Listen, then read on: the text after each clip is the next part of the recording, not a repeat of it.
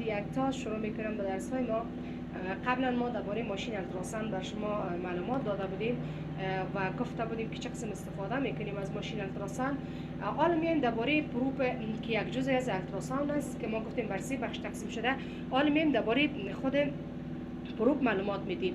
پس میگیم پروب یک دستگاهی است که قسمتی از اینمی دستگاه است که بر ما چی میکنه؟ اینمی تشخیص ما را توسط اینمی صورت میگیره.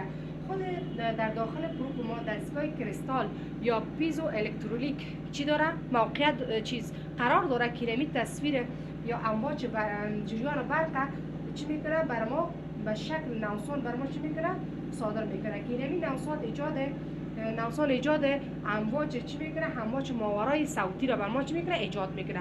پس ما میگیم که خود پروب چی هستم؟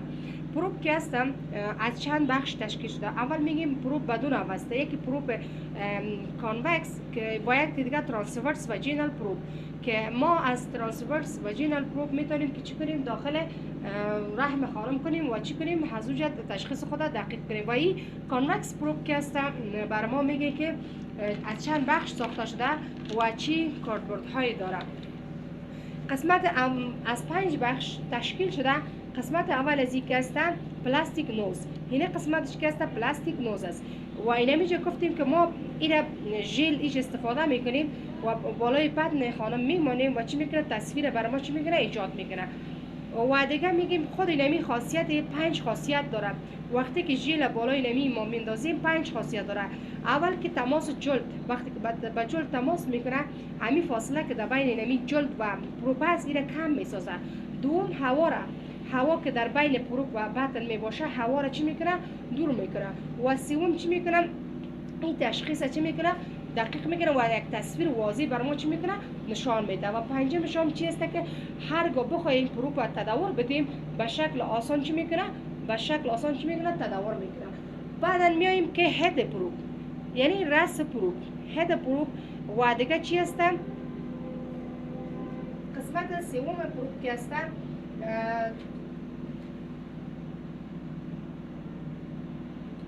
اندکشن مارک یا هد تل برش میگن. تل میگن یک تک مارک است. و قسمت بادی پروب است. بادی پروب و دیگه قسمت ایلیک و بعدا قسمت چی میآید؟ قسمت ایلیک و قسمت ایلیک یعنی قسمت کیبل. کیبل یعنی لاینش.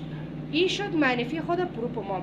پس حالا ما میاییم که چگونه ما پروب وضعیت میدیم. با کدام وضعیت ها ما میتونیم که چی کنیم؟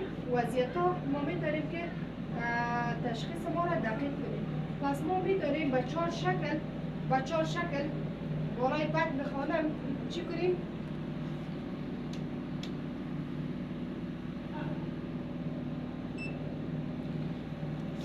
وقتی که ما پروب میگیریم بالای از این ما میخوایم که فاصله را بین مریض و خود پروب چی کنیم؟ کم بسازیم.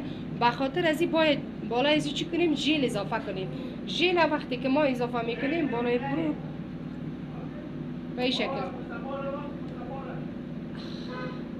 وقتی که ژل علاوه شد میایم بالای بدن مریض. ما چند شکل میتونیم که پروب چی کنیم؟ بالای مریض قرار بدیم. ترانسورس پروب به شکل طولانی میتونیم به این شکل. اینا چی میگن؟ ترانسورس یعنی به این شکل ما میتونیم چی کنیم؟ پروب قرار بدیم. و ترانسورس یعنی میتونه که به طرف چپ و راست یعنی به شکل چی؟ ترانسورس. این شکل چی است؟ ترانسورس. و دیگه به شکل ساجیتال میتونه بالا و پایین یا هد به طرف بالا تل به طرف پایین. به این شکل چی است؟ ساجیتال سیستم به شکل ساجیتال میبینیم. خصوصا ما وقتی که خود رحم میخوایم ببینیم به شکل چی میبینیم؟ به شکل ساجیتال میبینیم. و به شکل کرونال میتونیم به این شکل هم تداور بدیم. کرونال سیستم به طرف چی؟ کرونال. و تداور وقتی که میخوایم روتیشن بدیم به این شکل ما چی میگیریم؟ روتیشن. اینا چی میگن؟ روتیشن. تا که اجزای چی رو پیدا کنیم؟ اجزایی که ما میخوایم یا ارگانی که ما میخوایم به شکل روتیشن چی میکنیم؟ اینا تداور میدیم. روتیشن. این شکل چی است؟ روتیشن. و این شکل چی است؟ ترانسورس. و این شکل چی است؟ ساجیتال. بالا و پایین. تصاویر چی کرده بالا و پایین و هم به شکل آبلیک یا کرونال و هم به شکل تدور یا چی میگن روتیشن. ما هر ارگانی که بخوایم به این شکل چی میکنیم پیدا میکنیم. و هم بود حرکت خود پروب و فواید ژل هم بالای پروب چی کردیم خواندیم. و من الله توفیق.